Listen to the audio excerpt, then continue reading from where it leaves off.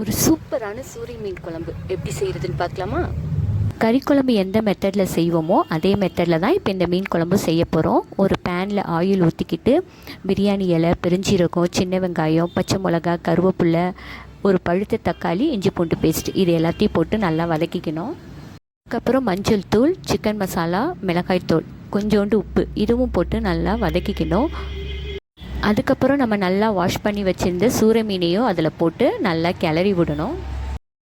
சில பேர் மீன் குழம்புல பார்த்திங்கன்னா கத்திரிக்காய், முருங்கைக்காய் இதெல்லாம் சேர்ப்பாங்க.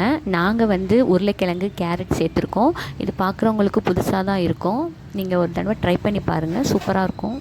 அப்புறம் அதோட தேங்காய் விழுது சேர்த்து இறக்கிட வேண்டியதான். இந்த மீனில் பார்த்திங்கன்னா ஒமேகா 3 ப்ரோட்டீன் எல்லாமே இருக்குது. ஹார்ட் பேஷண்ட்ஸ்லாம் கூட இது சாப்பிடலாம். வீக்லி 2 தடவை எடுத்துக்கலாம்.